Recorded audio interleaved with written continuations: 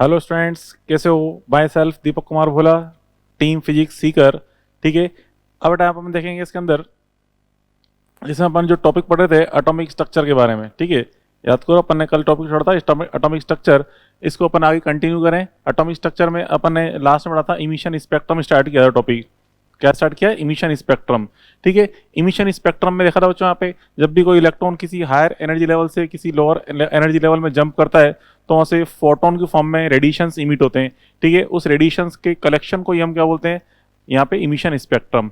तो बच्चों उसकी जो एनर्जी है, इमिटेड फोटोन की एनर्जी हम इससे फाइंड करते हैं 13.6 Z square 1/n1 square minus 1/n2 square. ठीक है, एंड वेवलेंथ फाइंड करनी है तो 1/λ equal to R Z square 1/n1 square minus 1/n2 square. इससे अपन क्या फाइंड कर लेंगे? Wavelength of emitted photon. यहाँ बच्चों आर क्या है? रिडबर्ग कांस्टेंट होता है। ये इसकी वैल्यू है आर 1/912 एंगस्ट्रॉम। ठीक है, रिडबर्ग कांस्टेंट। ठीक है, अब चलो अब इस पे कुछ एग्जांपल्स अपन सॉल्व करें। जैसे आपसे कहा था एग्जांपल 13 14 एक बार आप ट्राई करना। तो चलो अपन समझें एग्जांपल नंबर 13 क्या है। एग्जांपल नंबर 13 में आपसे क्या कह रहा है बेटा? एग्जांपल नंबर 13 जो समझा रखा है इसमें मॉड्यूल के अंदर, ये समझो यहाँ पे इस तरह से ये कुछ ऑर्बिट्स अपने ड्रॉ कर रखी हैं, एनर्जी लेवल्स हैं, एनर्जी लेवल्स। ठीक है, इसमें आपसे कह रहा है कि n1 इज इक्वल टू 1 और ये n2 is equal to nth कोई एनर्जी लेवल है। ठीक है, यहाँ से बच्चों इलेक्ट्रॉन जंप हुआ है। ठीक है, यहाँ से nth इलेक्ट्रॉन से मतलब nth एनर्जी लेवल से फर्स्ट एनर्जी लेवल पे इलेक्ट्रॉन जंप कर रहा है इलेक्ट्रॉन। और यहाँ से जो इमिटेड वेवलेंथ है, इमिटेड वेवलेंथ ऑफ फोटोन, ये आपको गिवन है लैम्डा। ठीक है, वेवलेंथ लैम्डा गिवन है। ये आपको एच एटम बताया गया, एच एटम। ठीक है, इसमें आपको रिलेशन फाइंड करना है, मतलब वैल्यू ऑफ हमें एन फाइंड करनी है in terms of N and R. Value of N find करनी है in terms of lambda and R. ठीक है, N is equal to question mark, N is equal to question mark in terms of R and lambda. ठीक है, ये हमें question solve करना है। तो देखो अब चलो स्टार्ट करें। यहाँ पे देखिए, यहाँ पे हमें वेवलेंथ की इंफॉर्मेशन दे रखी है तो हम ये लगाएंगे formula 1/λ is equal to 1/λ is equal to R. Z को रख देंगे 1। ठीक है, जेड 1 रख दिया अपन ने। 1/n1 स्क्वायर, n1 कितना बेटा यहाँ पे? 1 1 square minus 1/n2 is n square. ठीक है, ये अप्लाई कर दिया फॉर्मूला। बस सिंपल सॉल्व करके हमें क्या निकालना है? यहाँ पे n फाइंड करना है। तो यहाँ पे देखिए, यहाँ पे इसको नीचे ले आएंगे आर को, तो 1/λ आर इज इक्वल टू क्या हो गया? 1 माइनस 1/n स्क्वायर। ठीक है, तो 1/n स्क्वायर इधर ले आओ is equal to 1 minus 1/λ R. ठीक है, लैम्डा आर ले लेंगे इसमें एलसीएम। लैम्डा आर एलसीएम ले लिया तो लैम्डा आर -1 हो जाएगा। तो यहाँ से इन्वर्स करके रूट कर दें तो root of lambda R upon lambda R -1। बस ये आ गया इसका आंसर। तो क्वेश्चन को टिपिकल थोड़ा आएंगे इस पे, बस आपको सिंपल सा कॉन्सेप्ट पता होना चाहिए कि इमिटेड वेवलेंथ के लिए आपको lambda find, emitted wavelength find करनी है तो हमें इस फॉर्मूला का यूज करना है। ठीक है, तो वही हमने यहाँ पे यूज करते हुए ये अपन ने फाइंड कर लिया। ऐसे बच्चों एग्जाम्पल नंबर 14 में आपसे कह रहा है कुछ जंपिंग आपको शो कर रखी है। ठीक है, मतलब यहाँ पे एग्जाम्पल नंबर 14 में देखिए क्या है। एग्जाम्पल नंबर 14 इसमें कुछ जंपिंग है शो कर रखी है। ये एनर्जी लेवल्स हैं, ये different different A B and C energy levels हैं। यहाँ बच्चों आपसे कह रहा है कि इलेक्ट्रॉन जब यहाँ से बी से ए में जंप कर रहा है, इलेक्ट्रॉन बी टू ए यहाँ पे जंप कर रहा है इस तरफ, तो यहाँ से इमिटेड जो वेवलेंथ है, इमिटेड वेवलेंथ जो है फोटोन जो इमिट हुआ है, ये वेवलेंथ λ1 है। ठीक है, और अगर बच्चों यहाँ से बी से सी से बी में अगर जंप हुआ है, यहाँ से यहाँ पे सी से अगर सी में जंप हो रहा है सी टू बी, तो यहाँ से इमिटेड वेवलेंथ जो है ये है λ3। और अगर बच्चों यहाँ से सी से ए में जंप हुआ है, इलेक्ट्रॉन अगर सी से ए में जंप होता है तो उस टाइम इमिटेड वेवलेंथ क्या थी बेटा? λ2। हमसे पूछा है रिलेशन बिटवीन λ1 λ2 एंड λ3, ये फाइंड करना है रिलेशन। ठीक है, रिलेशन बिटवीन λ1 λ2 λ3 आपको फाइंड करना है क्या होगा, इन तीनों में रिलेशन आपको फाइंड करना है। तो रिलेशन फाइंड हम कैसे कर सकते हैं? तो देखिए बेटा इसके अंदर, इसमें ये जो टोटल एनर्जी है आप समझो, यहाँ से जो इन लेवल्स के बीच में जो गैप है, ये टोटल गैप किसको शो करता है? टोटल एनर्जी डिफरेंस को। टोटल एनर्जी डिफरेंस मतलब यहाँ से लेकर यहाँ तक का, यूँ समझो आप बेटा, जो लेंथ ऑफ एरो है ये किसको शो करती है? एनर्जी डिफरेंस को, डेल्टा ई को शो करती है। तो यहाँ से आप ध्यान रखें, इसमें एक नोट की फॉर्म में समझ सकते हैं। ठीक है, लेंथ ऑफ एरो। ठीक है, लेंथ ऑफ एरो। ठीक है, length of arrow represent, length of arrow represent to delta E और EPH।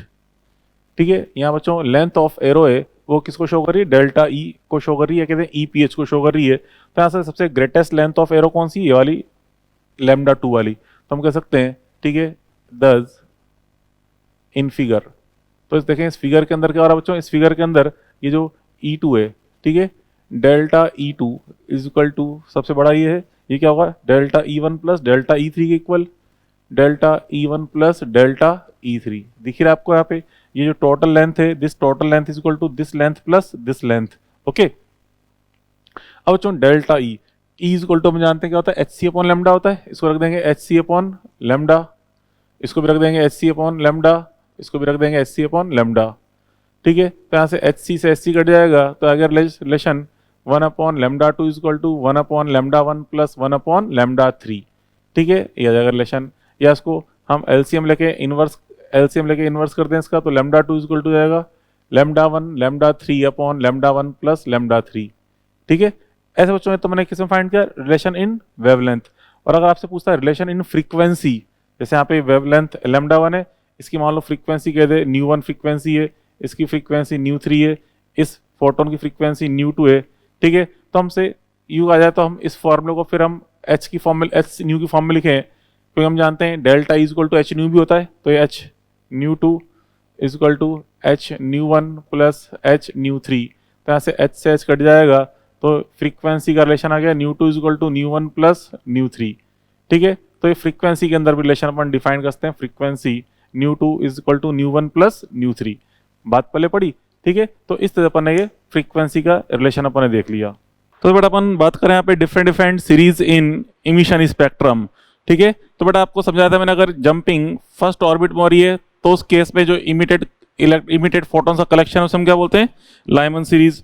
तो यहाँ पे देखो समझा रहा है इसमें, यहाँ पे collection of lambda emit photons when electrons return back in n1 is equal to 1 from any higher energy level n2 is equal to 2 3 4 infinity। कहीं से भी अगर फर्स्ट में जंपिंग हो रही है तो हम उसी सभी इमिटेड फोटॉन्स कलेक्शन को क्या बोलते हैं बेटा, लाइमन सीरीज।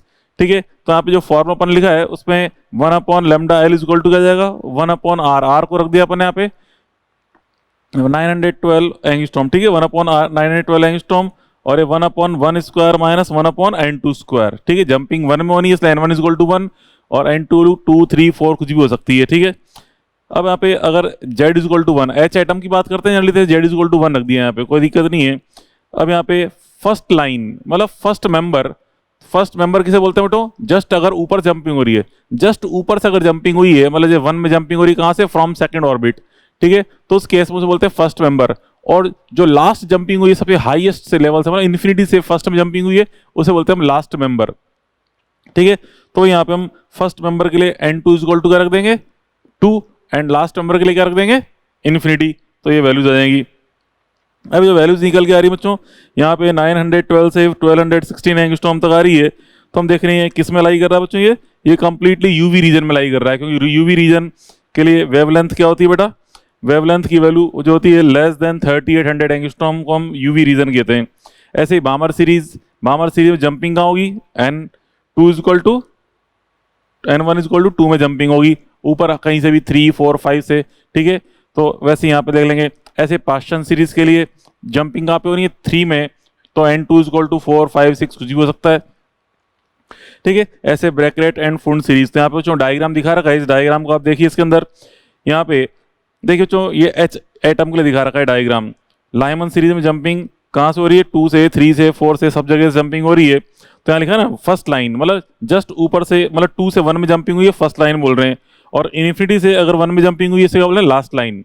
ठीक है, ऐसे यहाँ पे बामर सीरीज की फर्स्ट एंड लास्ट लाइन सारी अपन देखते हैं, ऐसे ही पास्टन सीरीज हो जाएगी। तो बेटो यहाँ पे समझने वाली बात देखो क्या है, यहाँ जो n इज इक्वल टू 1 है, जहाँ पे लिखा ग्राउंड स्टेट, तो फर्स्ट ऑर्बिट को अपन क्या बोलते हैं, ग्राउंड स्टेट बोलते हैं। ठीक है, एंड उसके बाद जो सेकंड ऑर्बिट है इसे बोलते हैं फर्स्ट एक्साइटेड स्टेट, फिर आगे थर्ड ऑर्बिट को बोलते हैं सेकंड एक्साइटेड स्टेट।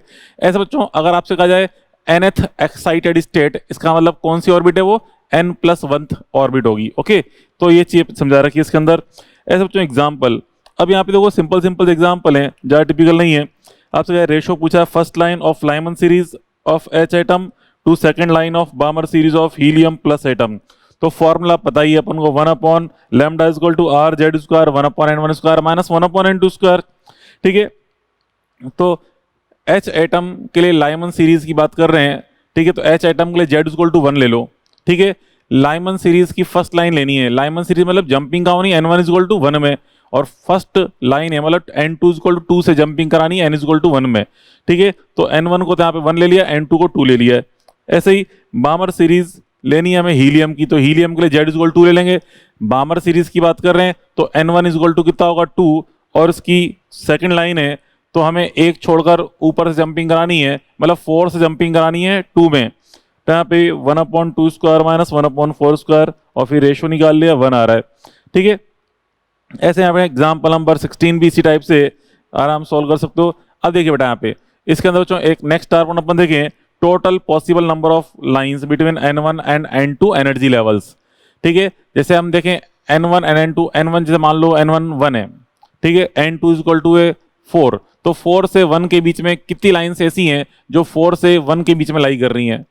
4 से 1 के बीच में लाई कर रही हैं, कौन कौन सी लाइंस हैं? उन्हीं सभी के काउंटिंग को हम कैसे फाइंड करते हैं? ये होता है formula n equal to delta n into delta n plus 1 upon 2, जहाँ डेल्टा n क्या है? n2 minus n1। जैसे आपसे 1 एंड 4 के बीच में नंबर ऑफ लाइंस पूछ रहा है तो n1 को 1 ले लो, n2 का ले लेंगे 4।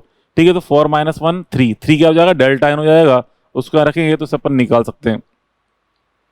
ठीक है, ऐसे एग्जांपल नंबर 17 देखिए, what will B total number of lines, emission lines, if electron in H atom is excited till nth energy level. अब फर्स्ट में कह रहा है टिल nth एनर्जी लेवल, मतलब ग्राउंड स्टेट में होता है इलेक्ट्रॉन, तो n1 तो अपन जानते हैं 1 होता है। n2 इक्वल टू कहां तक एक्साइट किया है? nth एनर्जी लेवल तक, means n2 equal to n, n1 equal to 1 तो ही सही, n2 इक्वल टू n, ये पुट करके सॉल्व कर लेंगे तो डेल्टा n तो कितना हो गया? n माइनस 1, जो आप देख रहे हैं मॉड्यूल के अंदर डेल्टा n यहाँ पे n माइनस 1 के इक्वल है। ओके, और फिर यहाँ से n निकाल लिया सॉल्व करके तो हो गया n into n minus 1 by 2। अब सेकंड कह रहा है second till nth excited state, तो हमने बताया था आपको nth एक्साइटेड स्टेट का मतलब कौन सा एनर्जी लेवल है बेटा? n plus 1th energy level. ठीक है, तो n1 को तो 1 लेना है, n2 को n प्लस 1 लेना है, तो यहाँ पे ये रख के सॉल्व कर लेंगे तो यहाँ पे डेल्टा n बन जाएगा n, और फिर रखेंगे तो n into n plus 1 by 2 आ जाएगा रिजल्ट। तो अपन ने देखा इमिशन स्पेक्ट्रम के बारे में। ठीक है, आई बात समझ में? तो इमिशन स्पेक्ट्रम बस छोटी सी चीज है कि वेवलेंथ की जो वैल्यू है वो कैसे निकालनी है अपन को। ठीक है, इमिटेड फोटोन की एनर्जी कैसे फाइंड करनी है, ये चीज अपन देख ली। ठीक है, अब बेटा यहाँ पे जो अपन ने ये एग्जाम्पल 15 के ऊपर जो ये डायग्राम ड्रॉ कर रखा है, ठीक है, इसमें साइड में देखो एनर्जी डिफरेंस, एनर्जी लेवल्स लिखे हुए हैं, -13.6, -3.4, -1.5, -0.85। तो यहाँ पे देखो कुछ इंपॉर्टेंट चीजें हमें पता होनी चाहिए। जो ग्राउंड लेवल है मतलब -13.6, तो ग्राउंड से लेकर फर्स्ट तक का जो डिफरेंस है, ग्राउंड से फर्स्ट तक का डिफरेंस कितना बच्चों? यहाँ पे delta E equal to delta E, मतलब हम बात कर रहे हैं यहाँ पे E2 माइनस E1 की। ठीक है, डेल्टा E21 की बात करें तो डेल्टा E21, 2 से 1 तक का जो एनर्जी डिफरेंस है ये कितना आएगा बेटो? यहाँ पे 3.4, माइनस ऑफ 3.4 में से हम माइनस करेंगे माइनस ऑफ 13.6। ठीक है, तो ये आता है 10.2। तो ये आपको पता होना चाहिए 10.2 इलेक्ट्रॉन वोल्ट होता है। ऐसे ही डेल्टा E31, 3 से 1 तक का जो एनर्जी डिफरेंस है, ठीक है, इसके अंदर वैल्यू -1.5 इसका यूज करके निकालेंगे, माइनस ऑफ 13.6। ठीक है, यह आएगा 12.1 इलेक्ट्रॉन वोल्ट। ऐसे बेटा 1 से 4 तक का जो डिफरेंस है ये होता है 1 से 4 तक का difference minus of 0.85 minus of -13.6, ये डिफरेंस निकालोगे तो 12.75 इलेक्ट्रॉन वोल्ट। ठीक है, तो ये कुछ वैल्यूज हैं, ये हमें पता होनी चाहिए, 10.2, 12.1, 12.75 कहाँ के एनर्जी डिफरेंस है। ठीक है, फर्स्ट एंड सेकंड का डिफरेंस 10.2, फर्स्ट एंड थर्ड का डिफरेंस 12.1, फर्स्ट एंड फोर्थ का डिफरेंस 12.75 इलेक्ट्रॉन वोल्ट, ये हमें पता होना चाहिए। ठीक है, चलो अब देखो बच्चों, ये तो इमिशन स्पेक्ट्रम हो गया। अब हम देख रहे हैं यहाँ पे एब्जॉर्प्शन स्पेक्ट्रम के बारे में। उल्टा है, इमिशन का जस्ट उल्टा एब्जॉर्प्शन स्पेक्ट्रम है। मतलब जैसे आपको कोई एटम गिवन है, ठीक है, एटम गिवन है या कोई सैंपल गिवन है, उस पर अगर अपन फोटॉन्स फॉल करें, जैसे मान लो बच्चों ये कोई एटम है, ठीक है, ये बुक एक पूरी एटम है, ठीक है, इस पर अपन ने फोटॉन्स फॉल किए। अब बच्चों फोटॉन्स फॉल करने पे ये उन्हीं फोटॉन्स को एब्जॉर्ब करेगा, ठीक है, जिन फोटॉन्स की एनर्जी फर्स्ट से सेकंड तक के या फर्स्ट से थर्ड तक के या फर्स्ट से फोर्थ तक के जो डिफरेंस है इनके इक्वल है। मतलब या तो इसके इक्वल हो फोटोन एनर्जी, या फोटोन एनर्जी इसके इक्वल हो, या फिर इसके इक्वल हो। मतलब इन इन फोटॉन्स जो आने वाले फोटॉन्स हैं, आने वाले फोटॉन्स की एनर्जी बच्चों अगर या तो ये होगी या फिर ये होगी या फिर ये होगी, तो एटम उन फोटॉन्स को एब्जॉर्ब कर लेगा और उन फोटोन को एब्जॉर्ब करके अपने इलेक्ट्रॉन कहां पे सेंड करेगा बच्चों। जैसे इस फोटोन को उसने एब्जॉर्ब किया तो ये एनर्जी डिफरेंस कहां से कहां तक का है, फर्स्ट से सेकंड तक का। तो एटम का इलेक्ट्रॉन फर्स्ट से सेकंड स्टेट में चला जाएगा, लेकिन टेम्परेरी जाता, ज्यादा देर तक नहीं जाता। ठीक है, ऐसे ही अगर आने वाला फोटोन मान लो ये वाला था, तो इस फोटोन को एब्जॉर्ब करके इलेक्ट्रॉन ग्राउंड स्टेट से कहां पहुंच जाएगा बेटा, मतलब फर्स्ट एनर्जी लेवल से फोर्थ एनर्जी लेवल तक पहुंच जाएगा। ठीक है, और वहां भी फिर ज्यादा देर तक नहीं टिकेगा, वापस लौट के आएगा। तो क्या मतलब है कि हम फोटॉन्स पे डिफरेंट डिफरेंट फोटॉन्स फॉल करें तो वो जो एटम्स हैं, ठीक है, सैंपल के जो एटम्स हैं वो केवल कौन कौन से, हम एच एटम की बात कर रहे हैं अभी, ये पूरा एच एटम का सैंपल है, इस पे डिफरेंट डिफरेंट एनर्जी के फोटॉन्स फॉल कर रहे हैं। तो एटम्स केवल किन किन फोटॉन्स को एब्जॉर्ब करेगा, इन इन एनर्जी वाले फोटॉन्स को एब्जॉर्ब करेगा। ऐसे ही 5-1 वाला भी देख लो, 6-1 वाला भी देख लेते हैं डिफरेंस, 7-1 वाला भी केवल उन उन एनर्जी वाले फोटॉन्स को एब्जॉर्ब करेगा। तो उन सभी कलेक्शंस को जो जो फोटॉन्स यहाँ पे एब्जॉर्ब हो रहे हैं, मतलब जिनकी एनर्जी ये है, ठीक है, केवल उन्हीं कलेक्शन को हम क्या बोलते हैं बेटा, एब्जॉर्प्शन स्पेक्ट्रम। ठीक है, तो एब्जॉर्प्शन स्पेक्ट्रम बच्चों हमेशा कहां से ऑब्टेन होता है, ग्राउंड स्टेट से। मतलब ग्राउंड से फर्स्ट का डिफरेंस, ग्राउंड से सेकंड का डिफरेंस, ग्राउंड से सेकंड का डिफरेंस जो कि था ये रहा, ग्राउंड से थर्ड का डिफरेंस ये रहा, ग्राउंड से फोर्थ तक का डिफरेंस ये रहा। केवल इन्हीं के करस्पॉन्डिंग हमें एब्जॉर्प्शन स्पेक्ट्रम ऑब्टेन हो रहा होता है। ठीक है, तो आपको क्या समझाया मैं, केवल वही एनर्जी यहाँ पे एब्जॉर्ब होंगी फोटॉन्स की केवल वही एनर्जी एब्जॉर्ब होंगी जिनकी एग्जैक्ट वैल्यू इसके इक्वल है, अदरवाइज वो फोटोन एब्जॉर्ब ही नहीं होगा। ठीक है, तो वो चीज समझाई गई है। अब वो एग्जांपल नंबर 18 में क्या बोल रहा है, एग्जांपल 18 ध्यान से पढ़ें। Radiations of photon energy 12.8 electron volt falls on H atom, then electron will excited till which energy level. तो आंसर है इलेक्ट्रॉन नॉट बी एक्साइट। क्यों नहीं होगा, क्योंकि 12.8 किसी का डिफरेंस है ही नहीं, 12.75 है, 12.8 डिफरेंस ही नहीं आ रहा किसी का। ठीक है, 1 से आगे 5 का डिफरेंस भी निकालोगे ना तो वो 12.75 नहीं होगा। इसका मतलब ये एटम जो है उस फोटोन को एब्जॉर्ब करेगा ही नहीं, जरा इलेक्ट्रॉन एक्साइट ही नहीं होगा। 19 में गया, इलेक्ट्रॉन बीम ऑफ के 12.8 electron volt force on H atom, electron will excite till which energy level. अब चलो देखो इलेक्ट्रॉन बीम, अगर इलेक्ट्रॉन बीम यहाँ पे एटम पे स्ट्राइक कर रही है तो इलेक्ट्रॉन बीम मतलब many different electrons, many electrons यहाँ पे इस पे फॉल हो रहे हैं। अब यहाँ पे इलेक्ट्रॉन्स फॉल होंगे तो फॉल होने पे इलेक्ट्रॉन्स की क्या होगी, काइनेटिक एनर्जी डिक्रीज होगी। क्योंकि जब भी कॉलिजन होता है तो कॉलिजन के अंदर काइनेटिक एनर्जी लॉस होता है। तो काइनेटिक एनर्जी लॉस कितना भी हो सकता है। ठीक है, जैसे 12.8 का यहाँ पे इलेक्ट्रॉन फॉल हो रहा है तो हो सकता है एनर्जी जो लॉस हो रही हो वो 10 भी हो सकती है, या 5 भी हो सकती है, 12.75 भी हो सकती है। ठीक है, मतलब 12.8 के इक्वल या इससे लेस कितनी भी एनर्जी का लॉस हो सकता है यहाँ पे।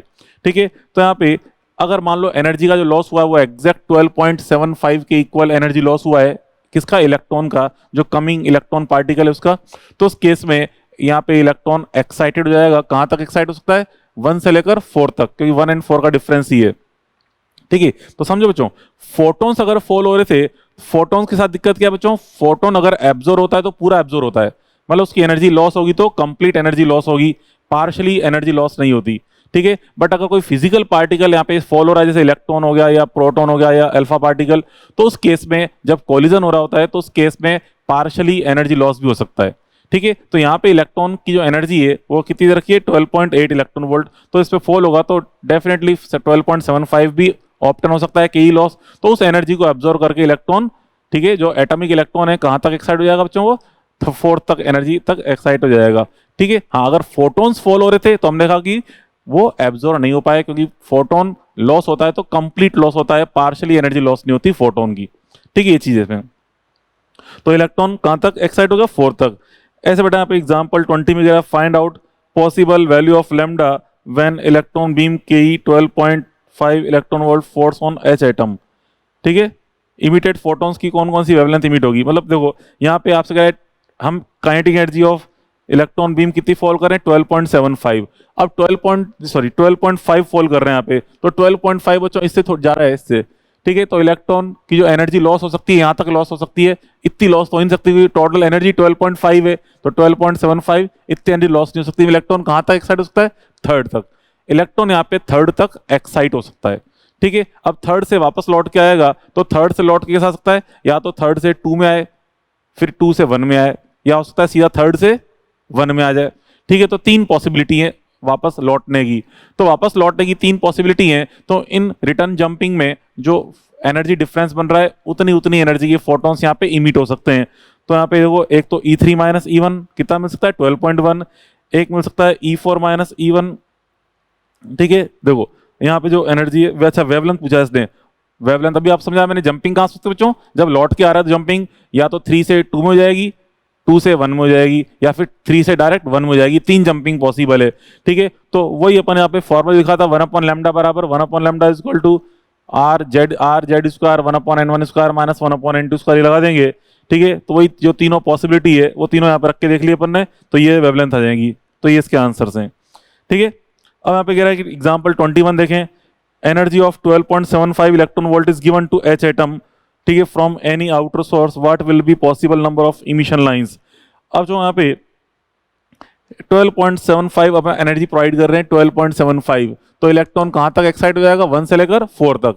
ठीक है, 1 से 4 तक पहुंच गया, अब ज्यादा देर रुकता नहीं, वापस लौट के आता है। अब वो किस किस तरह से लौट के आ सकता है, ठीक है, तो 4 से उसको लास्ट में कहाँ तक आना है, 1 तक आना है। तो possible number of emission lines पूछ रहा है in case of emission spectrum. ठीक है, आपने एब्जॉर्ब करके कहां तक पहुंचा दिया, 4 तक। अब लौट के आएगा जब नीचे तो स्पेक्ट्रम इमिशन होगा। ठीक है, तो यहाँ पे कौन कौन सी लाइंस, कितनी लाइंस इमिट होंगी, तो अभी अपन ने थोड़ी देर पहले नंबर लिखा, फॉर्म लिखा था, delta N is equal to delta N into delta N plus 1/2। ठीक है, इसकी हेल्प से अपन फाइंड कर सकते हैं यहाँ पे number of emission lines, N is equal to delta N into delta N plus 1/2 करके। तो अभी आपको समझाया मैंने कहां तक एक्साइट हो रहा है बच्चों को, यहाँ पे 1 से लेकर 4 तक। क्लियर, 1 to 4 यहाँ पे एक्साइट हो रहा है, तो ये पुट कर देंगे, तो नंबर ऑफ इमिशन लाइंस आ जाएगी n is equal to 3 into 3 plus 1/2, that is 6। Total 6 maximum number of lines यहाँ पे ऑप्टेन हो सकती है। ये चीज अपन देख ली। क्लियर, ये चीज अपन बड़ी बच्चों स्पेक्ट्रम। अब यहाँ पे देखो ionisation energy and ionisation potential क्या होता है। सिंपल बच्चों, यहाँ पे एनर्जी देखो, अगर किसी इलेक्ट्रॉन को अपन बिल्कुल बाहर निकाल दें, मतलब जैसे मान लो कोई इलेक्ट्रॉन ग्राउंड स्टेट में मूव कर रहा है, ठीक है, उसको बिल्कुल ही हम इनफाइनाइट तक पहुंचा दें तो हम इसको एनर्जी देनी पड़ेगी। ठीक है, एनर्जी प्रोवाइड करेंगे तो तभी तो इलेक्ट्रॉन एक्साइट होगा, और कहां तक पहुंच जाएगा, इनफाइनाइट तक, मतलब एटम से बाहर निकल जाएगा। तो किसी भी इलेक्ट्रॉन को हमें एटम से बिल्कुल बाहर निकालना है, ठीक है, तो बाहर निकालने पे एटम आयोनाइज हो जाएगा। ठीक है, तो उसी रिक्वायर्ड एनर्जी को हम क्या बोलते हैं, आयोनाइजेशन एनर्जी।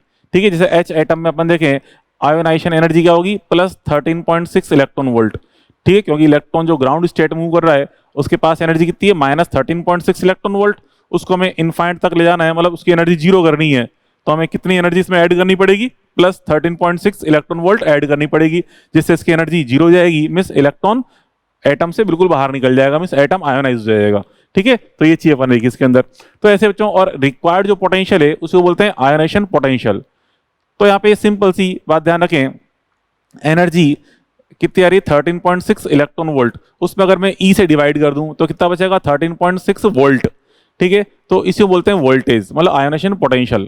क्लियर, तो यहाँ पे जनरली अपन आयोनाइजेशन एनर्जी, आयोनाइजेशन पोटेंशियल किसके रेस्पेक्ट में फाइंड करते हैं, ग्राउंड लेवल के रेस्पेक्ट में फाइंड करते हैं। हाँ, अगर यूं कहा जाए कि सेकंड ऑर्बिट से अगर आपको किसी को, मतलब इलेक्ट्रॉन सेकंड ऑर्बिट में, वहां से आपको एक्साइट करना, मतलब आयोनाइज कराना है, तो कोई दिक्कत नहीं है, सेकंड वाले ऑर्बिट की एनर्जी का यूज कर लो। जैसे इलेक्ट्रॉन सेकंड ऑर्बिट में एच एटम में मान लो, तो उसमें एनर्जी कितनी है उसकी, -3.4, तो उसको 0 करना है, मतलब इनफाइनाइट तक सेंड करना है, तो हमें कितनी एनर्जी ऐड करनी पड़ेगी इसके अंदर, +3.4। तो यहाँ पे आयोनाइजेशन एनर्जी कितनी आएगी, 3.4 electron volt, and ionisation potential हो जाएगा 3.4 वोल्ट।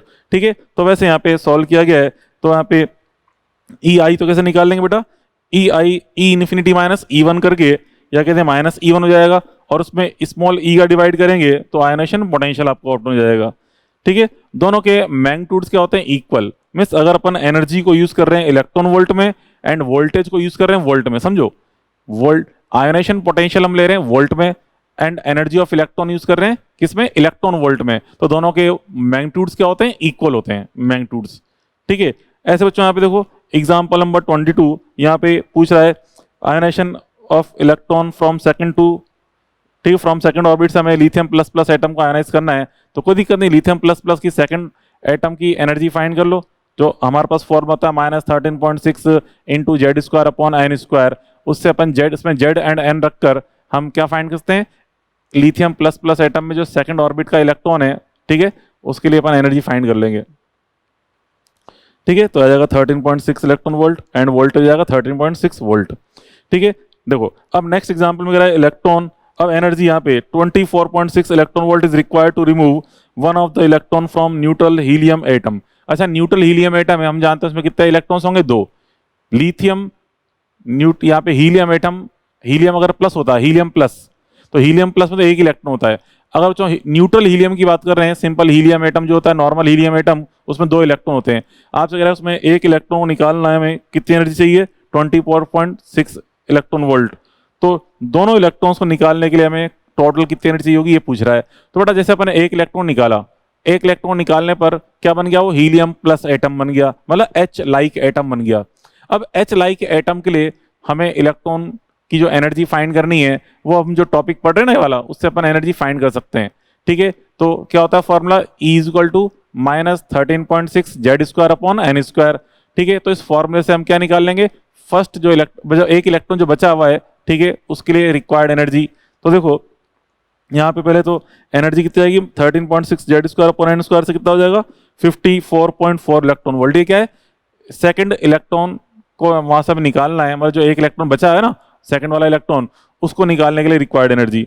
तो दोनों एनर्जी को ऐड कर दो, एक को तो पहले निकाल ही चुके हैं जिसकी हमें रिक्वायर्ड एनर्जी बता रखी है, सेकंड के लिए अपन ने सॉल्व कर लिया, दोनों को फिर ऐड कर देंगे, आंसर आ जाएगा 79। ठीक है, ऐसे अपन समझ सकते हैं। ये तो पढ़ा अपने ionisation energy and ionisation potential. अब जो नेक्स्ट पॉइंट होता है इसके अंदर, excitation energy, excitation energy and excitation potential.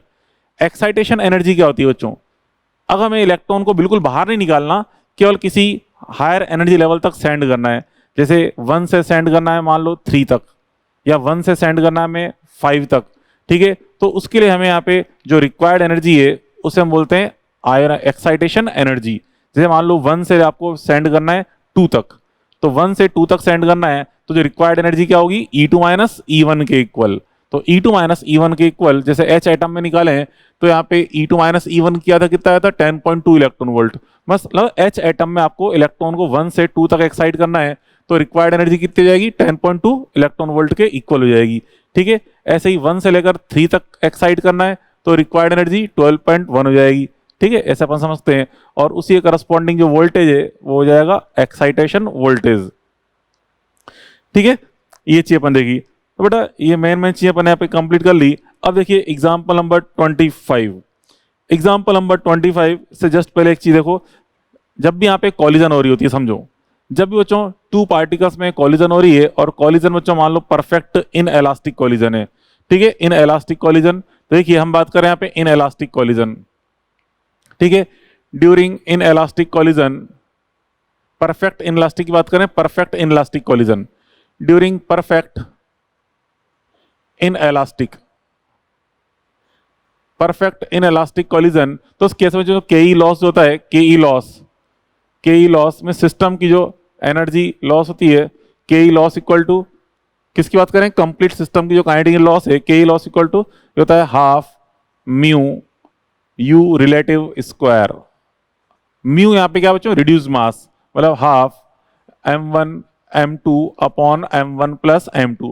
मतलब जिन 2 पार्टिकल्स में कॉलिजन हुआ है उनका रिड्यूस मास का फॉर्मूला होता है m1 m2 upon m1 plus m2। And you relative क्या है, मतलब कॉलिजन से पहले जो वेलोसिटीज है, रिलेटिव वेलोसिटी, वो चीज शो कर रही है। ठीक है, यू रिलेटिव, जैसे एक पार्टिकल मान लो रेस्ट में और एक मूव करता हुआ आ रहा है, तो यू रिलेटिव क्या हो जाएगी, जिसकी वेलोसिटी है वही यू रिलेटिव हो जाएगी। अगर दोनों यूं आ रहे हैं एक दूसरे की तरफ आ रहे हैं, जैसे मान लो ये आ रहा है v1 वेलोसिटी से, ये आ रहा है v2 वेलोसिटी से, तो ऐड हो जाएगी। जैसे मान लो इसकी स्पीड 5 है, इसकी 10 है, दोनों एक दूसरे की तरफ आ रहे हैं कॉलिजन करने के लिए, तो रिलेटिव वेलोसिटी क्या हो जाएगी, 15 हो जाएगी। ठीक है, ये सब अपन समझ सकते हैं ऐसे बच्चों। अब यहाँ पे देखिए, अब यहाँ पे इसमें जो नेक्स्ट एग्जाम्पल है 25, इसमें कह रहा है कि यहाँ पे एक H एटम है, वो अनदर H एटम जो कि रेस्ट में उससे मूव करता हुआ कॉलिजन कर रहा है। ठीक है, कॉलिजन परफेक्ट इनइलास्टिक है, और कह रहा है कि रिक्वायर्ड वेलोसिटी क्या होगी जिससे कि एनी वन एटम एक्साइट हो जाए, any one H atom just excite हो जाए, ये सॉरी आयोनाइज हो जाए, इसके लिए हमें रिक्वायर्ड वेलोसिटी फाइंड करनी है। तो बेटा यहाँ पे अभी आपको समझाया मैंने, जो के ई लॉस हो रही है वही के ई लॉस को एब्जॉर्ब, जो यहाँ पे जो काइनेटिक लॉस हुई है, हम जानते हैं बेटा किसी भी एटम को आयोनाइज करना है, तो आयोनाइज करने के लिए हमें एनर्जी की रिक्वायरमेंट होती है। अब यहाँ पे उसको एनर्जी कहाँ से मिलेगी, जो काइनेटिक एनर्जी में लॉस हुआ है उसी एनर्जी को एब्जॉर्ब करके, किसको, जो लॉस हो रही है काइनेटिक एनर्जी, काइनेटिक एनर्जी जो लॉस हुई है, हम जानते हैं एनर्जी कभी डिस्ट्रॉय नहीं होती, जो एनर्जी यहाँ पे लॉस हुई है उसी एनर्जी को एब्जॉर्ब करके इलेक्ट्रॉन, मतलब एच एटम का इलेक्ट्रॉन वो क्या हो जाएगा, आयोनाइज हो जाएगा, मतलब बाहर निकल जाएगा। तो यहाँ पे जो लॉस हुआ है उसी लॉस को हम किसके इक्वल करेंगे, आयोनाइजेशन एनर्जी की इक्वल, मतलब ये जो एनर्जी निकल के आई है, ठीक है। अब बच्चों जिनमें कॉलिजन हुआ है वो कॉलिजन दोनों दोनों एच एटम है, मतलब दोनों सेम टाइप के, ठीक है, और एक ही पार्टिकल मूव कर रहा है, तो के ई लॉस को, यहाँ बच्चों ये जो के ई लॉस है, इस के ई लॉस को हम किसके इक्वल करें, यहाँ पे हमें आयोनाइज करना है, जस्ट वन एटम को आयोनाइज करना है। तो आयोनाइज करने के लिए रिक्वायर्ड एनर्जी क्या होती है, 13.6 इलेक्ट्रॉन वोल्ट, क्योंकि इलेक्ट्रॉन को बिल्कुल बाहर निकालना है, ग्राउंड स्टेट में इलेक्ट्रॉन है, तो ये तो क्या जाएगा प्लस 13.6 इलेक्ट्रॉन वोल्ट, ये हो जाएगा, ठीक है, इज इक्वल टू हाफ, दोनों के मास सेम होंगे तो m into M upon M plus M कर दीजिए, ठीक है। यू रिलेटिव, केवल एक ही पार्टिकल मूव कर रहा है, दूसरा तो रेस्ट में, तो यहाँ से ये सॉल्व करके फिर अपन निकाल लेंगे। हाँ, ध्यान थोड़ा सा रखना बच्चों, इलेक्ट्रॉन वोल्ट है, इसको हमें जूल में चेंज करना पड़ेगा। जूल में चेंज करने के लिए 1.6 इंटू 10⁻⁻19 लिखेंगे इसको, ठीक है, हाफ, ये हो जाएगा m/2, ठीक है, m/2 हो जाएगा, तो m/2 m कितना होता है, एच एटम का m, कि दोनों एच एटम है, एवरी एच एटम का जो मास होता है 1.67 इंटू 10⁻⁻27 किलोग्राम, ये होता है, ठीक है, डिवाइड बाय 2 m/2 कर दिया, और ये u आपको हमें निकालना है, ये u, तो यहाँ से कैलकुलेट करके अपन क्या निकाल लेंगे, u निकाल लेंगे, ठीक है, ये चीज अपन देखी। अच्छा बच्चों, आपसे यूं कहता कि अगर मान लो दोनों ही एटम आयोनाइज हो गए, अब दोनों ही एटम आयोनाइज हुए हैं, तो हम देख रहे हैं एक एटम को आयोनाइज करने के लिए एनर्जी कितनी चाहिए, 13.6, तो दोनों एटम को आयोनाइज करने के लिए हमें कितनी एनर्जी होगी, अगर दोनों ही एटम को आयोनाइज करना है तो फिर हम यहाँ पे क्या करेंगे, 2 इंटू दिस वैल्यू, क्योंकि एक एटम को आयोनाइज करने के लिए 13.6 एनर्जी चाहिए, तो दोनों एटम्स को आयोनाइज करने के लिए हमें कितनी चाहिए, 27.2, डबल कर दो इसका, तो यहाँ पे 27.2 का यूज करते हुए सॉल्व करेंगे, ठीक है। ऐसे बच्चों यहाँ बोले कि अगर कॉलिजन हुई उसमें केवल एक एटम जस्ट एक्साइट हो रहा है, जस्ट एक्साइट का मतलब इलेक्ट्रॉन फर्स्ट लेवल से कहां पहुंच गया, सेकंड एनर्जी लेवल पे, तो फर्स्ट से सेकंड लेवल तक के एनर्जी डिफरेंस कितना होता है, ये 10.2, ठीक है। तो फिर अब हम यहाँ पे इस एनर्जी लॉस को किसके इक्वल करेंगे, 10.2 को, मींस क्या कहा जाए कि just one atom, any one atom just excite, any one atom just excite, तो जस्ट एक्साइट बोल रहा है तो हम 10.2 का यूज करेंगे, मींस इलेक्ट्रॉन ग्राउंड स्टेट से कहां पहुंच गया है, जस्ट ऊपर, मतलब सेकंड एनर्जी लेवल पे, ठीक है। तो उसका डिफरेंस कितना होता है 10.2, तो 10.2 को इक्वल करेंगे यहाँ पे इस वैल्यू के, और उससे सॉल्व करके यू फाइंड कर सकते हैं। आई बात समझ में। अब उसके बाद फिर आगे देखिए, नेक्स्ट कॉन्सेप्ट है इसके अंदर, एच एटम से बच्चों जैसे फोटोन इमिट हुआ है, समझना बात को, जैसे अपन जानते हैं बुलेट गन सिस्टम, आपने पढ़ा ही है, ठीक है, बुलेट गन सिस्टम, जो यहाँ बुलेट है, ये गन से जैसे बेटा बुलेट इमिट होती है, हम जानते हैं दोनों के मोमेंटम क्या होते हैं, इक्वल, ठीक है, गन है, ठीक है, गन एंड ये बुलेट, ठीक है, इसका मास मान लो m है, इसका मास स्मॉल m है, तो यहाँ पे इसका मोमेंटम p1, इसका मोमेंटम p2, तो अपन जानते हैं बच्चों यहाँ पे मोमेंटम्स क्या होते हैं, इक्वल, ठीक है, p1 is equal to p2 is equal to same, ठीक है। वही कॉन्सेप्ट हमें यहाँ भी यूज करना है, जैसे ही एच एटम है, एच एटम से जैसे बच्चों एच एटम में कोई ट्रांजिशन हुआ, मतलब इलेक्ट्रॉन कोई ऊपर से नीचे आया, हम जानते हैं जब भी कोई इलेक्ट्रॉन बच्चों ऊपर से नीचे आता है तो वहाँ पे जहाँ पे जंपिंग हुई है, जैसे मान लो 4 से 1 में जंपिंग हुई है, तो उतनी डिफरेंस का एक फोटोन यहाँ से बाहर निकलता है, तो बच्चों जैसे ही फोटोन यहाँ से बाहर इमिट होगा, रिमेनिंग एटम बैक साइड में, अपोजिट साइड में क्या होगा, रिकॉइल्ड, जैसे गन से बच्चों बुलेट इमिट हुई थी तो गन अपोजिट डायरेक्शन में रिकॉइल्ड हुई थी, सेम वैसे ही एटम भी अपोजिट डायरेक्शन में रिकॉइल्ड होता है। जैसे यहाँ पे डायग्राम समझा रखा है इसके अंदर, एच एटम, देखिए यहाँ पे ये एच एटम है, ठीक है, एच एटम, यहाँ से फोटोन, यहाँ से बच्चों फोटोन इमिट हुआ, इसमें से फोटोन, ठीक है, फोटोन इमिट हुआ, ये एच एटम है, तो एच एटम अपोजिट डायरेक्शन में रिकॉइल्ड होगा, ठीक है, विद वेलोसिटी v, मान लो इसका वेवलेंथ लैम्डा है, तो बेटा यहाँ पे हमें करने दोनों के फोटोन के दोनों के मोमेंटम इक्वल करने हैं। यहाँ बच्चों ये एच एटम तो क्या है, फिजिकल पार्टिकल, ठीक है, एक पार्टिकल है, फिजिकल पार्टिकल, इसका मोमेंटम तो क्या होगा, मास इंटू वेलोसिटी, इसका मास अगर m ले लें तो इसका मोमेंटम तो क्या है, यहाँ पे p is equal to mass into velocity, ठीक है, और इसका जो मोमेंटम होता है ये होता है बच्चों h अपॉन लैम्डा, क्योंकि फोटोन बच्चों कोई फिजिकल पार्टिकल नहीं है, हम जानते हैं फोटोन एक एनर्जी पैकेट है, एनर्जी पैकेट, ठीक है, ये कोई फिजिकल पार्टिकल नहीं होता। आगे पढ़ेंगे अपन फोटोन्स के बारे में, फोटोन की जो वेवलेंथ अगर हमें मालूम है तो बेटा फोटोन के लिए मोमेंटम का फॉर्मूला होता है P equal to H upon lambda, ठीक है, ये फॉर्मूला है। अब दोनों के मोमेंटम आपको इक्वल करने हैं, तो दोनों के मोमेंटम इक्वल करके अपन क्या फाइंड करते हैं, देखिए यहाँ हमने मोमेंटम को इक्वल किया, ठीक है, तो M V is equal to H upon lambda, ठीक है, तो यहाँ से v निकाल लेंगे तो v is equal to H upon M lambda, ये क्या होगी, रिकॉइल्ड स्पीड, ठीक है, इस एच एटम की रिकॉइल्ड स्पीड आपने फाइंड कर ली। अब रिकॉइल्ड काइनेटिक एनर्जी फाइंड करनी है, तो kinetic energy is equal to क्या होती है, हाफ एम वी स्क्वायर, तो हाफ एम वी स्क्वायर में v पुट कर देंगे H upon M lambda square, तो क्या हो जाएगी, रिकॉइल्ड काइनेटिक एनर्जी, ये आपने ऑप्टेन कर ली। तो इससे अपन ये फाइंड करते हैं रिकॉइल्ड काइनेटिक एनर्जी। इसी बेस्ड एग्जांपल नंबर 26 बता रखा है, तो देखिए आपसे रिकॉइल्ड काइनेटिक एनर्जी फाइंड करनी है when electron comes back from second to ground state. Electron second से ग्राउंड स्टेट में आ रहा है, सेकंड से ग्राउंड स्टेट में आ रहा है, तो उस केस में हम यहाँ पे लेमडा निकालें, पहले 1 अपॉन लेमडा, अपन को पता है 1 अपॉन लेमडा का फॉर्मूला आर जेड स्क्वायर, क्योंकि 1 अपॉन लेमडा क्यों निकाल रहे हैं, क्योंकि हमें मोमेंटम बराबर करना है, इसका मोमेंटम इसके बराबर करना है, तो लेमडा चाहिए होगा ना, तो 1 अपॉन लेमडा निकाल लिया, R Z square 1 upon N one square minus 1 upon N two square की हेल्प से, ठीक है, तो आ गया 3r के इक्वल, ठीक है। अब मोमेंटम आप जानते हैं M V is equal to H upon lambda, ठीक है, या कहते हैं v is equal to H upon M lambda, तो यहाँ पे 1 अपॉन लेमडा जो अपन ने पुट किया ना, 3r फाइंड किया था, यहाँ पुट कर देंगे 3r की वैल्यू, 1 अपॉन लेमडा 3r रख दिया, क्या गया, रिकॉइल्ड स्पीड आ गई। अब काइनेटिक एनर्जी निकालनी है तो हाफ एम वी स्क्वायर कर दो, ठीक है, बात पहले पड़ी, तो यहाँ पे पहले 1 अपॉन लेमडा अपन फाइंड करेंगे किसकी हेल्प से, जो अपन ने यहाँ पे फॉर्मूला देखा था इमिशन स्पेक्ट्रम में, 1 upon lambda is equal to R Z square bracket में 1 upon N one square minus 1 upon N two square, इसकी हेल्प से पहले अपन क्या फाइंड कर लेंगे, वेवलेंथ, और फिर मोमेंटम को इक्वल करके यहाँ पे हम काइनेटिक वेलोसिटी फाइंड कर लेंगे, और फिर रिकॉइल्ड काइनेटिक एनर्जी निकल जाएगी, ठीक है, ये चीज अपन देखी। उसके बाद तो फिर आगे एग्जांपल नंबर 27, एग्जांपल 27 ये किस पे बेस्ड है, एक तरह से फोटो इलेक्ट्रिक इफेक्ट बेस्ड है, ये फोटो इलेक्ट्रिक इफेक्ट पे।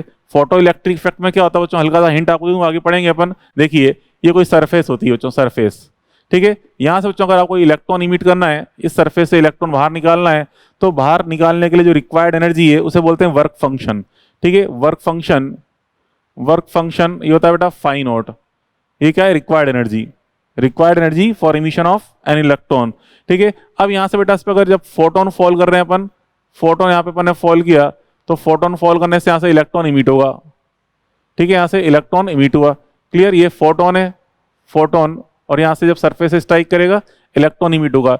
जब मान लो बेटा फोटोन की एनर्जी यहाँ पे 10 इलेक्ट्रॉन वोल्ट है, वर्क फंक्शन मान लीजिए सपोज ये 2 इलेक्ट्रॉन वोल्ट, तो यहाँ से इमिटेड इलेक्ट्रॉन की एनर्जी क्या होगी, 10 में से देखो टोटल कमिंग एनर्जी 10 है, जिसमें से यहाँ से इलेक्ट्रॉन को बाहर निकालने में कितनी एनर्जी चाहिए, 2 इलेक्ट्रॉन वोल्ट। वर्क फंक्शन क्या शो करता है, रिक्वायर्ड एनर्जी, ठीक है, required energy for emission of electron, मतलब जब फोटोन के पास टोटल कितनी है, 10 है, जब यहाँ गिरेगा फोटोन कंप्लीटली एब्जॉर्ब हो जाएगा, उसमें से इसकी 2 इलेक्ट्रॉन वोल्ट एनर्जी तो इलेक्ट्रॉन को बाहर निकालने में खर्च हो जाएगी, रिमेनिंग कितनी बची 8, तो वो इसको मिलेगी काइनेटिक एनर्जी की फॉर्म में, ठीक है, 8 इलेक्ट्रॉन वोल्ट, ये क्या बेटा kinetic energy of emitted electron, ठीक है, मतलब एक कॉन्सेप्ट होता है यहाँ पे।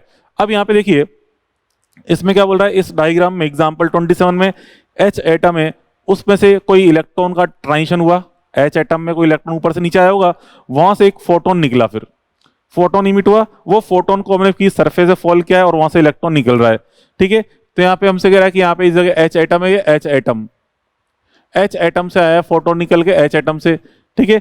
अब यहाँ पे देखो इसमें क्या बोल रहा है, फाई नॉट हमें गिवन है 2.4, ये तो हमें गिवन है 2.4 electron volt, 2.4 electron volt, and emitted electron की काइनेटिक एनर्जी 9.7, ये आपको दे रखी है काइनेटिक एनर्जी 9.7 इलेक्ट्रॉन वोल्ट। तो यहाँ से आप सोचिए फोटोन की जो काइनेटिक एनर्जी होगी, फोटोन की एनर्जी कितनी होगी, ईपीएच इक्वल टू यहाँ से इन दोनों को ऐड कर दो, इन दोनों को ऐड कर दोगे तो ऐड करने पे कितना बन जाएगा, ये 12.1 इलेक्ट्रॉन वोल्ट।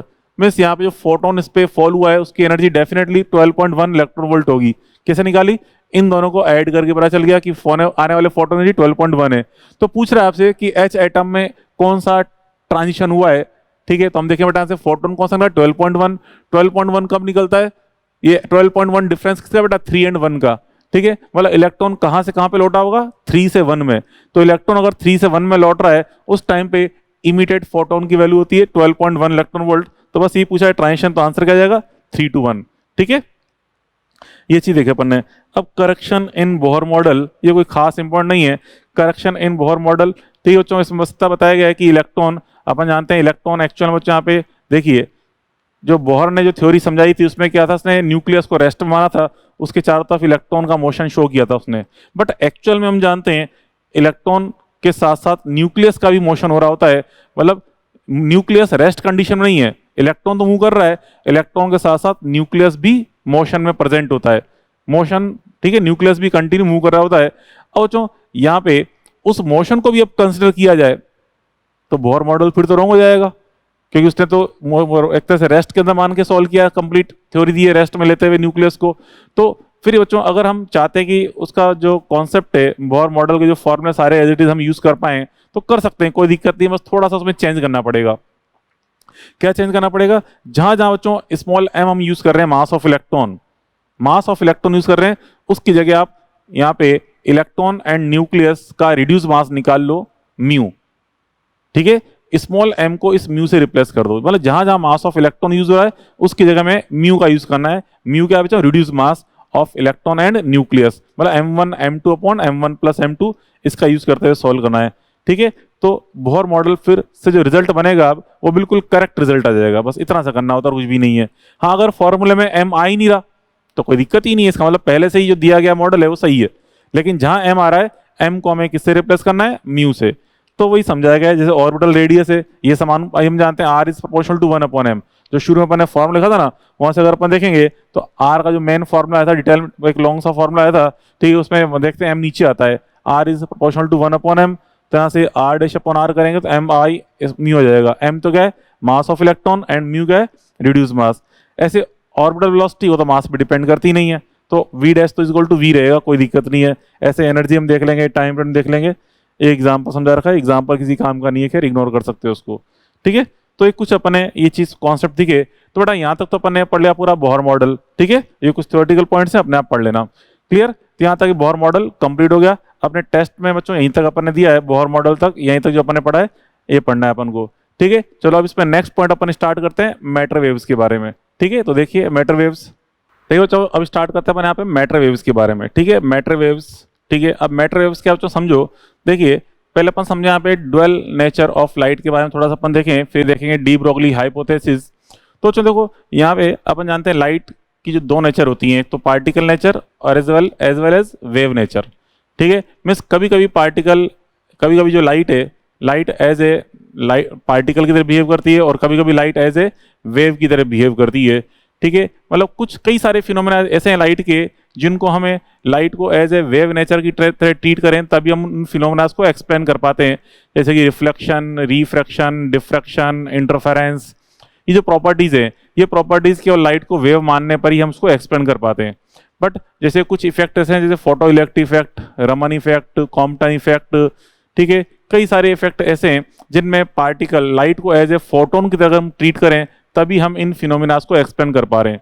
तो एक्चुअल में जो लाइट है वो पार्टिकल है या फिर लाइट वेव है, किस टाइप की नेचर है, ठीक है, आज तक ये चीज कंप्लीटली डिफाइन नहीं कर पाए अपन, ठीक है। साइंटिस्ट अभी तक इस चीज को डिफाइन नहीं कर पाए कि लाइट की एक्चुअल नेचर किस टाइप की है, ठीक है। तो हमने मॉडर्न फिजिक्स में दोनों नेचर को एक्सेप्ट कर रखा है, ठीक है, दोनों एक्सेप्ट कर रखी है नेचर्स में। हमने मान रखा है कि जो लाइट है, जैसे मतलब कोई भी फिनोमिना अगर वेव नेचर मानने पे एक्सप्लेन हो रहा है तो भी हम उसको एक तरह से एक्सप्लेनेशन को करेक्ट मान लेंगे, और अगर पार्टिकल मतलब एज ए फोटोन मानने पर हम फिनोमिना को एक्सप्लेन कर पा रहे हैं तो हम उसको भी थ्योरी को करेक्ट मानेंगे। मीन्स दोनों ही नेचर करेक्ट मानी गई है मॉडर्न फिजिक्स के अंदर, ठीक है। तो इसी बेसिस पे बच्चों डी ब्रोगली साइंटिस्ट ने सोचा कि जब कोई लाइट की एक्चुअल में नेचर कैसी होती है बच्चों, पहले तो नेचर वेव ही डिफाइन की गई थी, पार्टिकल नेचर तो बाद में आई है, ठीक है। पहले जो हाइगन थ्योरी वगैरह दी गई थी वेव के बारे में, लाइट को वेव की फॉर्म में समझाया था, ठीक है।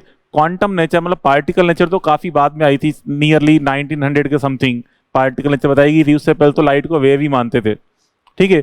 तो इसी बेसिस पे डी ब्रोगली साइंटिस्ट ने सोचा कि जिस तरह से लाइट एक वेव होते हुए मैनी कंडीशंस में एज ए पार्टिकल मतलब एज ए फोटोन की तरह बिहेव करती है, तो इसी टाइप से एवरी मूविंग पार्टिकल के साथ भी कोई ना कोई वेव एसोसिएटेड होनी चाहिए। मीन्स लाइट वेव होते हुए पार्टिकल्स की तरह बिहेव कर रही है, मतलब दोनों नेचर इसके अंदर अवेलेबल है। इसी तरह से एवरी मूविंग पार्टिकल भी लाइट एक तरह से वेव की तरह बिहेव करना चाहिए। तो उसी को उसने क्या बोला, मैटर वेव। मीन्स कोई मैटर है मूव कर रहा है, मीन्स कोई पार्टिकल या कोई मैटर कोई भी ऑब्जेक्ट मूव कर रहा है तो उसके साथ भी कोई ना कोई वेव एसोसिएटेड होती है, उसी को उसने क्या बोला, मैटर वेव। कोई ऑब्जेक्ट मूव कर रहा है, मैटर मूव कर रहा है, मैटर से जो रिलेटेड वेव है उसी को उसने मैटर वेव नाम दिया। ठीक है, अब उससे पूछा गया कि चलो ठीक है, आपने कहा कि पार्टिकल मूव कर रहा है, उससे कोई वेव एसोसिएटेड है, तो उसकी कोई ना कोई वेवलेंथ होगी। तो उसने कहा बिल्कुल इस वेवलेंथ होती है, और ये वेवलेंथ होती है तो बताओ उसका फॉर्मूला क्या है। तो इसका फॉर्मूला वो सी है जैसे आप लाइट के लिए यूज करते हो, लाइट को फोटोन मानते हो, उसके लिए आप वेवलेंथ का फॉर्मूला यूज करते हो, और वेवलेंथ और मोमेंटम जो रिलेशन आप यूज करते हो।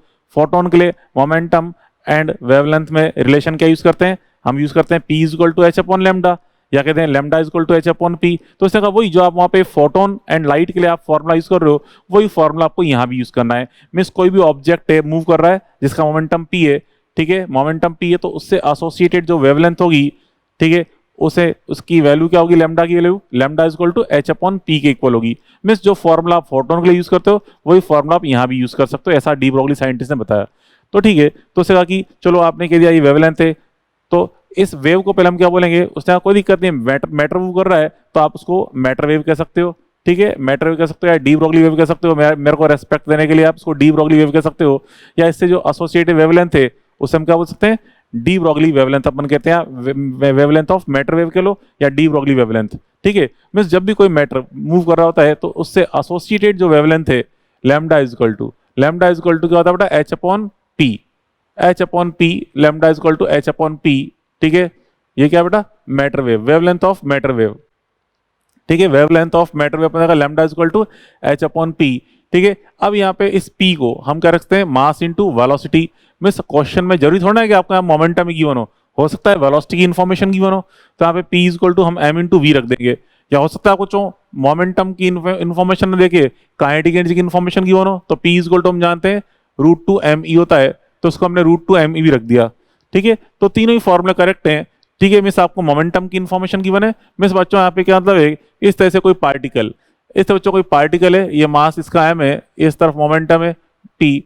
ठीक है, पी मोमेंटम से मूव कर रहा है आगे, इस तरह से जा रहा है, तो इससे जो रिलेटेड वेव है, ठीक है, इससे रिलेटेड वेव होती है बेटा, इस वेव की वैल्यू जो, इस वेव की वैल्यू अपन यहाँ पे वेवलेंथ ऐसे डिफाइन करते हैं, lambda is equal to H upon p से, एच अपॉन पी या कहते हैं h upon m v. Means अगर आपको वेलोसिटी इन्फॉर्मेशन गिवन है और आपको यहाँ पे इसकी काइनेटिक एनर्जी इन्फॉर्मेशन गिवन है, तो हम यहाँ पे अप्लाई कर देंगे 2me कर देंगे इसको। ठीक है, ये अपन समझ सकते हैं, क्लियर। तो ये इसका फॉर्मूला हो गया। अब बच्चों यहाँ पे इसमें देखिए, अब बच्चों यहाँ पे ये कोई सा भी पार्टिकल होता है, चाहे पार्टिकल फिजिकल पार्ट, मतलब यहाँ पे पार्टिकल चार्ज अनचार्ज कैसा या न्यूट्रल कैसा भी पार्टिकल हो, ठीक है, मीन्स पार्टिकल चाहे चार्ज पार्टिकल हो चाहे न्यूट्रल पार्टिकल हो, कैसा भी पार्टिकल हो, कैसा भी ऑब्जेक्ट हो, अगर वो मूव कर रहा है तो उससे एसोसिएटेड जो डी ब्रोगली वेवलेंथ है, ये उसकी वैल्यू होती है डी ब्रोगली वेवलेंथ। ठीक है, तो डी ब्रोगली वेवलेंथ का फॉर्मूला होता है ये, क्लियर।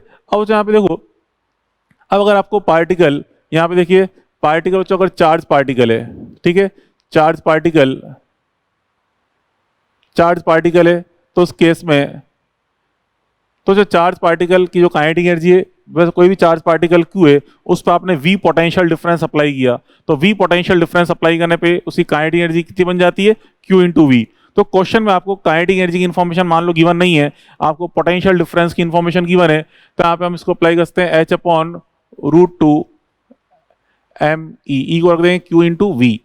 वी क्या बच्चों यहाँ पे एक्सलेटिंग पोटेंशियल, ये आपको मैं, ठीक है, ये आपको पहले से पता ही है, ये अपन वहाँ भी यूज करते हैं मैग्नेटिक इफेक्ट ऑफ करंट के अंदर। ठीक है, जब भी कोई चार्ज पार्टिकल मूव कर रहा होता है उसकी रेडियस अपन डिफाइन करते हैं, वो भी अपन ये कॉन्सेप्ट यूज कर रहे होते हैं। ठीक है, root two m into q v, यहाँ पे वी क्या बेटा, एक्सलेटिंग पोटेंशियल है, एक्सलेटिंग पोटेंशियल। ठीक है, ऐसे बेटा अगर मान लो यहाँ पे आपको इसमें फोटोन, यहाँ पे आपको मान लो यार गिवन है कोई मॉलिक्यूल गिवन है, ठीक है, मान लो चलो बच्चों पहले कोई मॉलिक्यूल गिवन है गैस, या चलो न्यूट्रॉन ले, कोई न्यूट्रॉन पार्टिकल है, न्यूट्रॉन पार्टिकल है, तो न्यूट्रॉन के लिए ई इक्वल टू हम लिखते हैं, ई इक्वल टू जो थर्मल न्यूट्रॉन होता है बेटा, thermal neutron, e equal to हम यहाँ पे के इंटू टी का यूज करते हैं, के इंटू टी। ठीक है, के इंटू टी का यूज करते हैं, के इंटू टी। ऐसे ही यहाँ इसके अंदर अगर मान लो कोई गैस मॉलिक्यूल है, गैस मॉलिक्यूल, ठीक है, तो यहाँ पे उसके लिए जो एनर्जी का फॉर्मूला होता है ये होता है 3/2 kT, या काइनेटिक थ्योरी ऑफ गैस के अंदर पढ़ चुके हो 3/2 kT। ठीक है, मतलब ये तीनों फॉर्मूले तो कोई सा भी पार्टिकल सबके लिए ट्रू है, उसके बाद इसको आगे अपन कोई चार्ज पार्टिकल है, कोई इलेक्ट्रॉन, प्रोटॉन, न्यूट्रॉन, मतलब इलेक्ट्रॉन, प्रोटॉन, अल्फा या ड्यूट्रॉन, कोई सा पार्टिकल है तो उसके लिए एनर्जी को हम ये लिख सकते हैं, ठीक है। और अगर न्यूट्रॉन है तो एनर्जी के लिए k/t का यूज करते हैं, और कोई गैस मॉलिक्यूल है तो इसके लिए हम 3/2 kT यूज करते हैं एनर्जी, ठीक है। 3/2 kT ये यूज कर रहे होते हैं। और तो यहाँ पे भी अगर इलेक्ट्रॉन है यहाँ पे, ठीक है, कोई इलेक्ट्रॉन पार्टिकल है तो इलेक्ट्रॉन पार्टिकल के लिए जो फॉर्मूला होता है ये होता है, इसके लिए मतलब सभी डाटा एच रख देंगे, मास ऑफ इलेक्ट्रॉन रख देंगे, चार्ज ऑन इलेक्ट्रॉन रख देंगे, तो यहाँ पे सॉल्व करने पे ये जो वैल्यू बनती है ये बनती है बेटा यहाँ पे 12.27 upon root v, 12.1227 upon root v angstrom. ये एक डायरेक्ट रिजल्ट है। मीन्स आपको यहाँ पे ये वी रखना है वोल्ट की फॉर्म में तो डायरेक्ट ही रिजल्ट आ जाएगा एंगस्ट्रॉम की फॉर्म में, ठीक है। किसके लिए? इलेक्ट्रॉन के लिए। बस इतना सा टॉपिक है ये मैटर वेव। अब उसके बाद केवल कुछ नहीं है, क्वेश्चन प्रैक्टिस है, ठीक है। क्वेश्चन प्रैक्टिस है, मिस बस आपको देखना है मोमेंटम की इन्फॉर्मेशन दे रखी है। जैसे आपसे कहा जाए कि 2 पार्टिकल्स हैं, सपोज आपसे कहा जाए 2 पार्टिकल्स हैं विद इक्वल मोमेंटम मूव कर रहे हैं, ठीक है। If p is equal to same given है फॉर 2 पार्टिकल्स, p सेम है तो यहाँ पे लैम्डा इज इक्वल टू क्या जाएगा? सेम। दोनों का लिए वेवलेंथ क्या है? सेम आएगी, ठीक है। अगर बच्चों यहाँ पे इसमें मान लो आपको कहा जाए 2 पार्टिकल्स के लिए वेलोसिटी सेम है, तो वेलोसिटी सेम है तो लैम्डा प्रोपोर्शनल टू क्या अप्लाई कर देंगे? m। Lambda proportional to 1/m ये यूज करेंगे, ठीक है। या चलो यूं कहा जाए कि 2 डिफरेंट पार्टिकल्स हैं, 2 डिफरेंट पार्टिकल्स डिफरेंट मोमेंटम से मूव कर रहे हैं, ठीक है। या चलो यूं कह दें कि क्वेश्चन में इससे कह रहा है कि एक पार्टिकल है, कोई भी एक पार्टिकल मूव कर रहा है, उसका मोमेंटम आपने चेंज कर दिया, मोमेंटम चेंज कर दिया तो वेवलेंथ किसके अकॉर्डिंग चेंज हो जाएगी? लैम्डा प्रोपोर्शनल टू 1/v के अकॉर्डिंग, ठीक है। या कोई एक पार्टिकल है, उसकी वेलोसिटी आपने चेंज कर दी, वेलोसिटी चेंज कर दी तो वेवलेंथ 1/v के अकॉर्डिंग चेंज हो जाएगी, ठीक है। मतलब वेलोसिटी आपने डबल करी तो डी ब्रॉगली वेवलेंथ क्या हो जाएगी? हाफ। ऐसे कोई पार्टिकल है, उसकी काइनेटिक एनर्जी आपने चेंज कर दी, ई चेंज कर दी तो लैम्डा प्रोपोर्शनल टू 1/√e के अकॉर्डिंग वेरी करेगा, ठीक है। ऐसे ही कोई इलेक्ट्रॉन है, उसके लिए आपसे कहा जाए कि आपने उसका वोल्टेज चेंज कर दिया, ठीक है। वोल्टेज चेंज कर देंगे तो यहाँ पे लैम्डा प्रोपोर्शनल टू का जाएगा 1/√v, ठीक है। ऐसे ही हम यहाँ पे 2 डिफरेंट पार्टिकल्स को भी कंपेयर करते हुए सॉल्व कर सकते हैं। जैसे आप जानते हैं 2 डिफरेंट पार्टिकल्स अगर आपको दे रखे हैं, ठीक है, 2 डिफरेंट पार्टिकल्स, जैसे कि यहाँ पे ये देखें एक टेबल की फॉर्म में, यहाँ बच्चों प्रोटॉन अल्फा पार्टिकल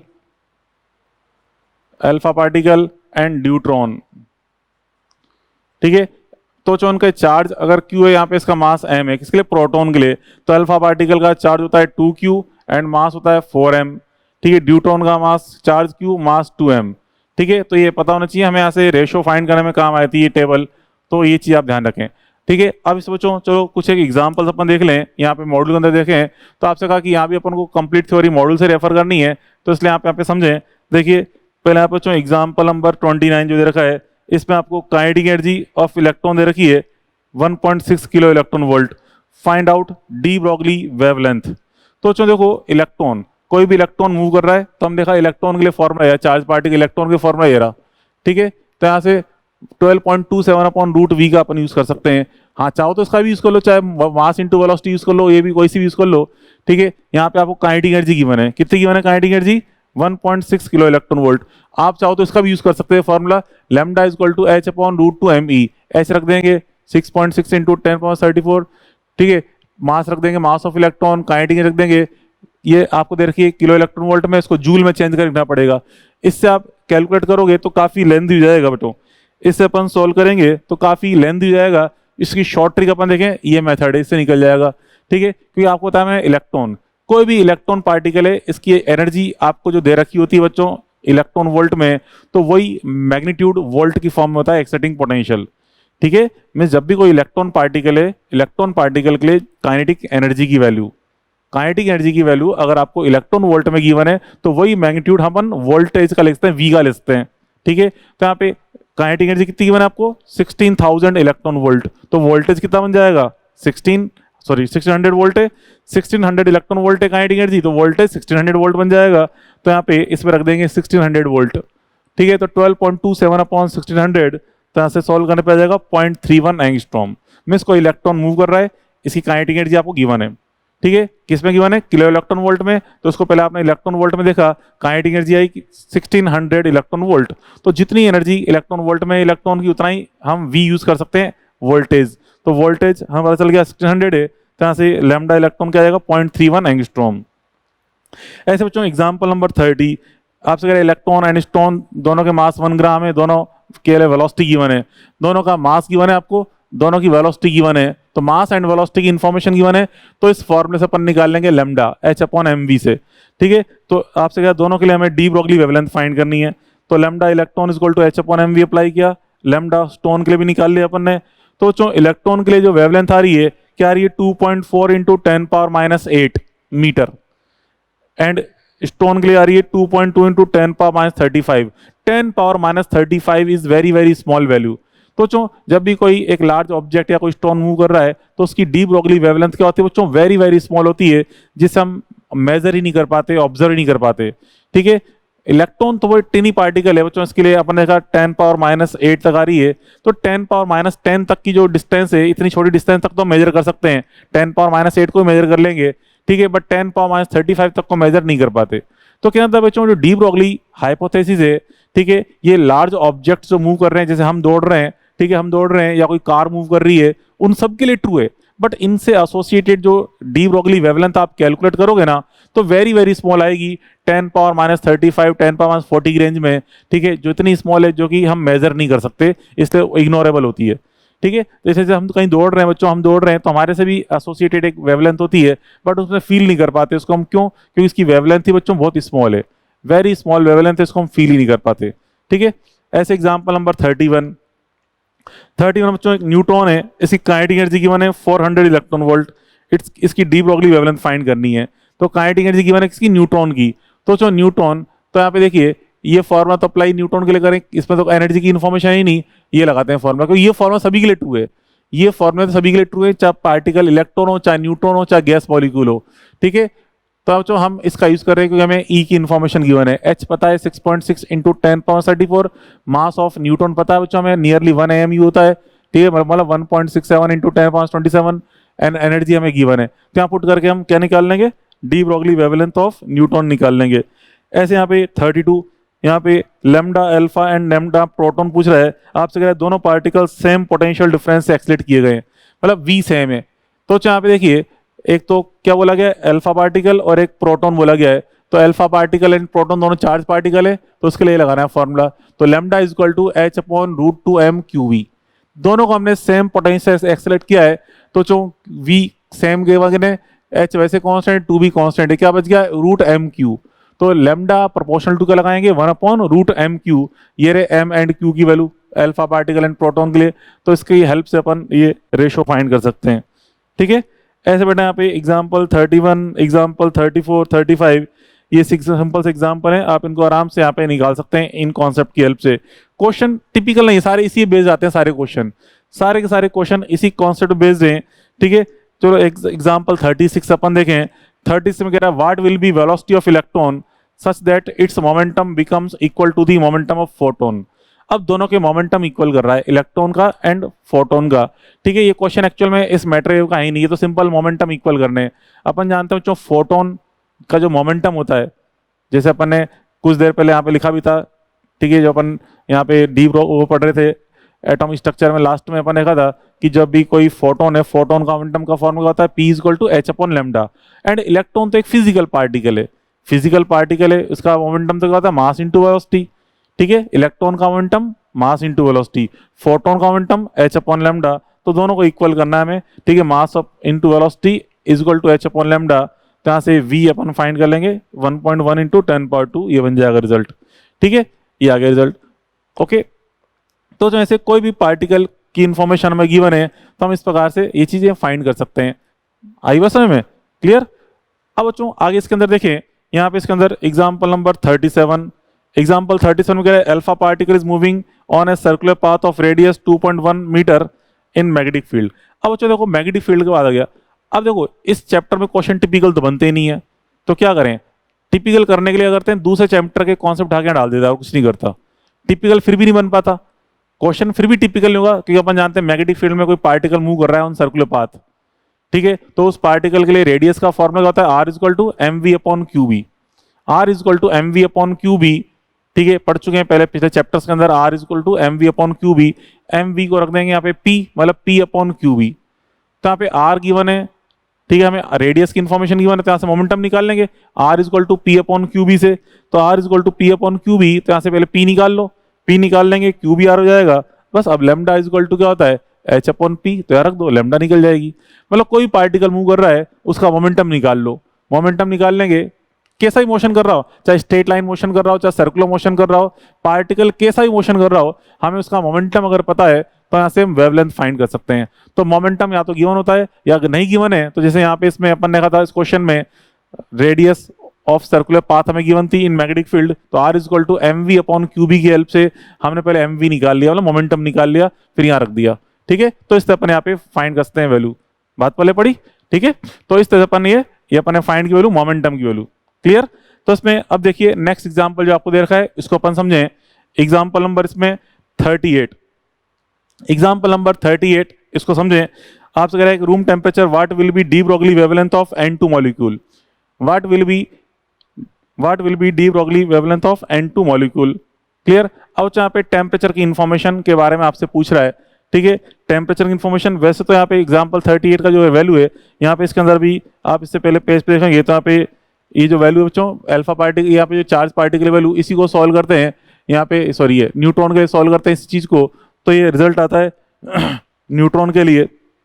तो गैस मॉलिक्यूल के लिए 25.4, ये गैस मॉलिक्यूल है ना, गैस मॉलिक्यूल, इसको सॉल्व करते हैं 25.4 अपॉन रूट टी, ये आता है रिजल्ट, ठीक है। इसको सॉल्व करने पे गैस मॉलिक्यूल को, तो यहाँ पे इसका डायरेक्ट यूज कर सकते हैं, वैसे ये कोई खास इंपॉर्टेंट नहीं है, फिर भी चाहो तो उसको लिख लो।